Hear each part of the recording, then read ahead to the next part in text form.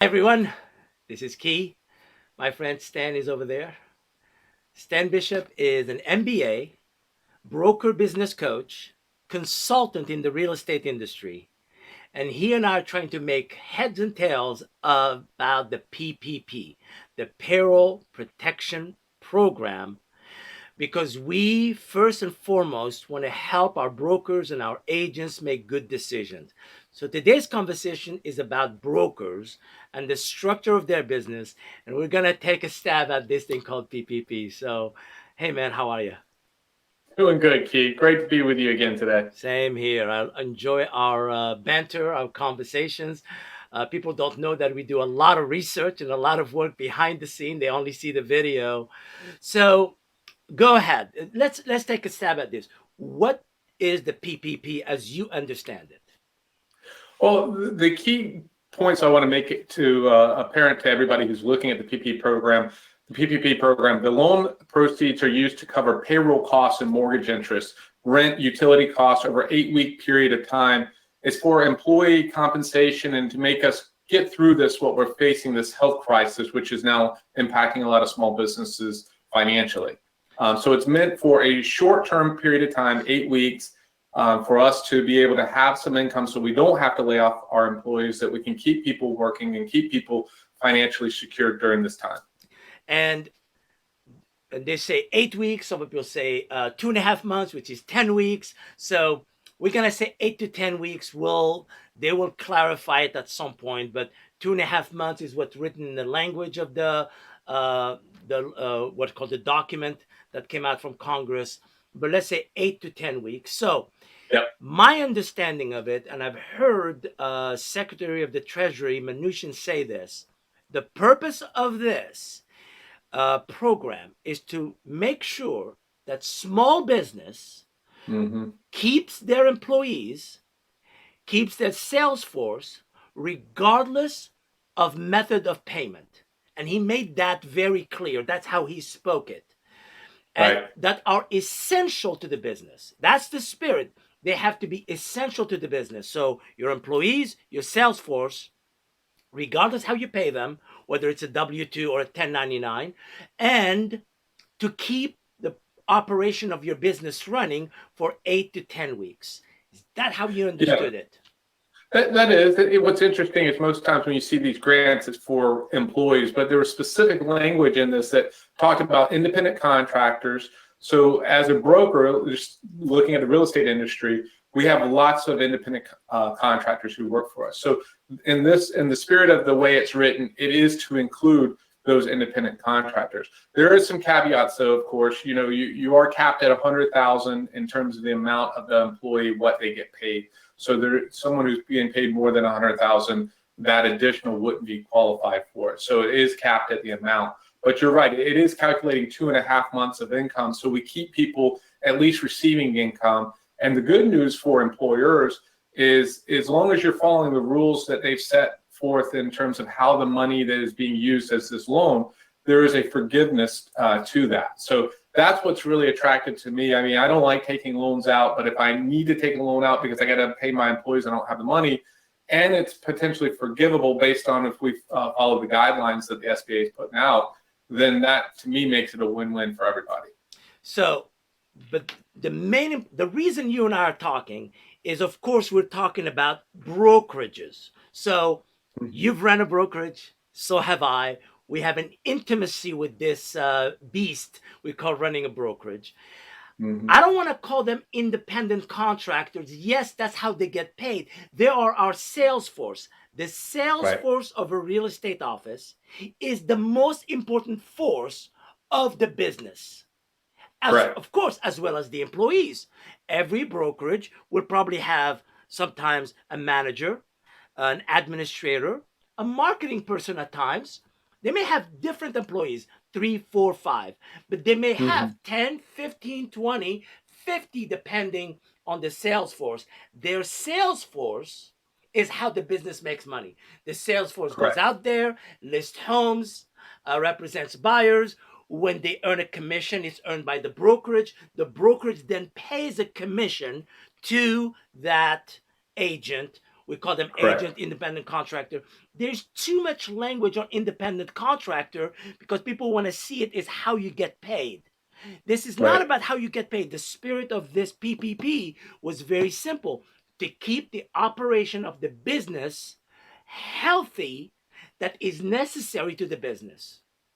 That's Correct? true. And it says it specifically in there that whether they're an employee or independent contractor, and as you stated, we do treat them as an independent contractor on paper, but they are our sales force. So that's why the PPP program is important for brokers, that they can look at their agents and make sure that the agents are being compensated in a fair amount based on what the guidelines the SBA has put out there. All right. So let's run a scenario.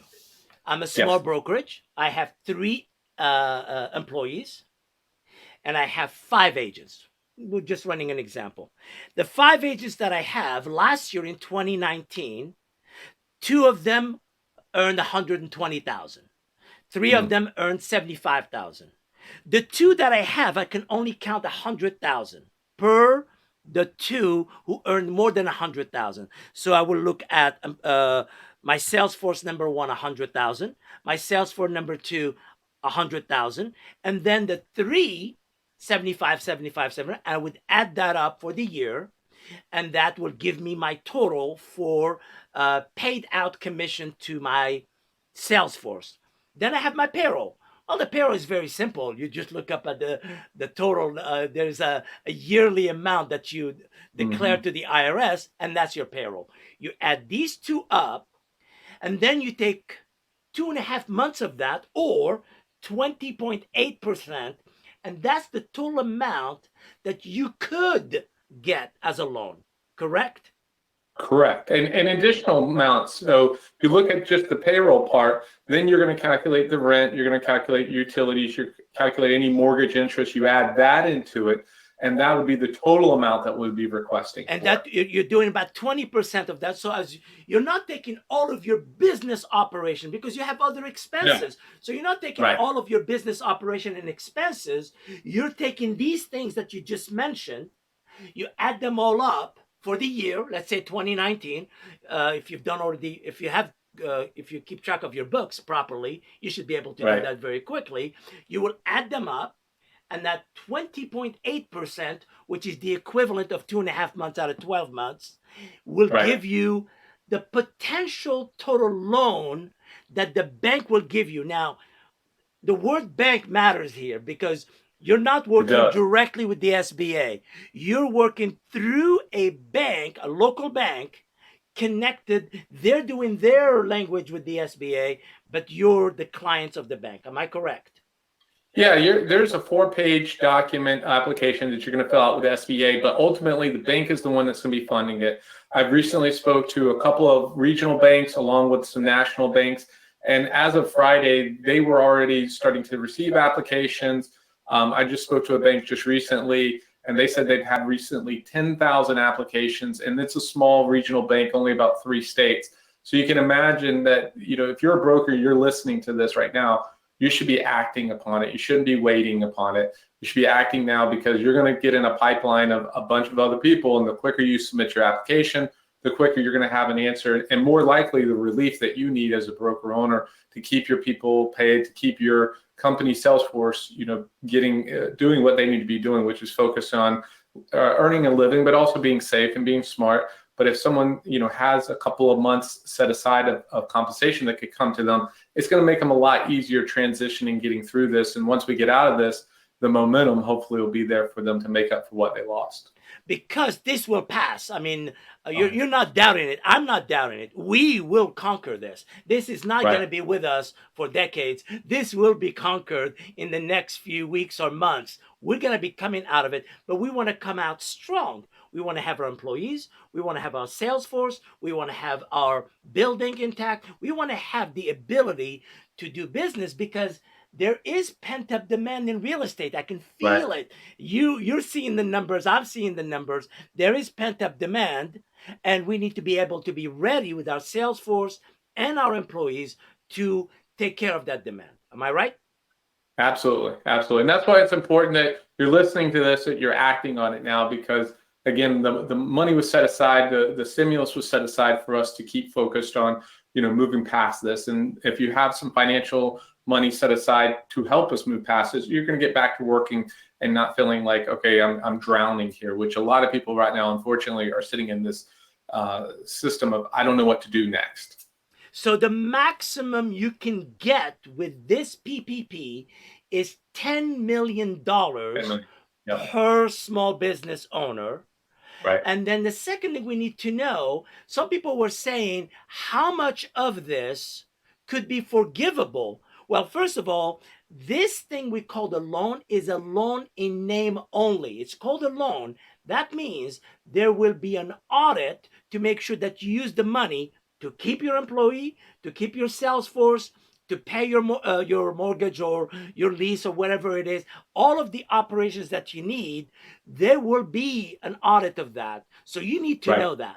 Second, if the audit says that you use your money for all of those purposes, that money is forgiven or could be, or most of it can be forgiven.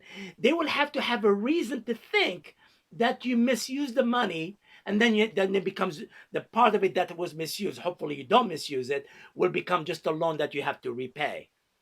But the main thing here, there isn't a cap of how much is forgivable. No, and what's interesting, talking to my CPA, he gave me some good advice. He said, Stan, if you're going to take the loan, set up a checking account. Whatever money you get, put it into that checking account special for that loan. And then when you're making payments out to the payroll, when you're making payments out to rent, utilities, mortgage debt, whatever, that is trackable because it all came into one and it all comes out of that same amount. Yes. And then if you have money left over, well, that's the money you could repay back on the loan because that was the money you didn't use. And if you use all the money towards those things, like we talked about, rent, payroll, mortgage interest, utilities, then potentially you have nothing to pay back. So you're right. I think of this as a grant. I think of it as a grant, yes, with strings attached. And it's a grant with strings attached that we want our business owners to run it as a business, to treat it like a business, and they will figure out whether you let go of your employees. They will find out if you let go of your sales force. There will be an audit. Now, they may not audit every small business in the United States, but you could be the one they will audit. So you want to follow the spirit of this. This is why it's a loan that can turn into a grant. And I love that idea. Just get a separate checking account, use it for that. It's going to be, it's tracked right there. The money went in, this is the money that went out, and you're good to go. Now, the other thing is the interest on that money does not start accruing right now. It accrues a year after you receive the money, and you don't start the repayment of it until a year from when you get the money. So those are two things that are really, the spirit of them is, let's keep our small businesses going. Sure. Yeah, and that was interesting. They give you 2 years to pay it back. So if you do have the money that you do have to pay back, you do have 2 years. So hopefully, we come out of this, like you said, pent up demand. We're going to come out of this hopefully stronger than we went into it because of the amount of demand that comes out of it, and the fact that there's a lot less buyers in the market from the iBuyers out there. So there's more demand from real buyers that are looking at this. So I think for brokers who take advantage of this, as long as they do it in a smart way, they cover their costs, they check their boxes by opening up their own checking account, a separate checking account, putting the funds in there, paying the things that they're supposed to be paying on, they're not going to have to pay that money back. And what's more important is their employees will be there for them when they come back. One of the biggest costs, as you know, as a business owner, is turnover. And you don't want to have to train somebody. You don't have to get them back to the speed of where whatever employee you lost is left you at. So I personally think that, find ways to keep your employees in place where they can still earn a living. And then we get past this situation, and then, we're going to be in a better situation versus if we don't. Correct. So guys, my final advice is this. I like local banks. I'm big on local banks because local banks spend money in the local community. So for me, find out if the bank you're working with, that's a regional bank or a local bank, is the one you want to do the PPP program with. There's been some discrepancies. Some banks have not ramped up as quickly. So the big banks like Bank of America and Chase have jumped in because they can. they're large. But to be honest with you, don't switch banks simply because your bank is a little behind. It may take them a day or two. You're better off working with a local bank. Let them be your interface with the SBA. They have a relationship with you. They understand your business. There could be a win-win for you there. Wouldn't you think? Absolutely. Yeah, and one other thing I would make a point is if you're an agent and you're listening to this and your broker's not participating, not taking advantage of this, one, make sure that he hears this message and that, or she hears this message, and make sure that they're taking advantage of it. And if not, even as a sole proprietor, as a real estate agent, you have the potential to apply for this too. So it's important that you be aware of what options are out there for you too. Correct. Well, Stan, thank you for being with me. Hey, Key, anytime. Enjoy it very much. All right, guys. Be well, be healthy, stay intentional. We care about you and we love you. Take care, guys. Bye, guys.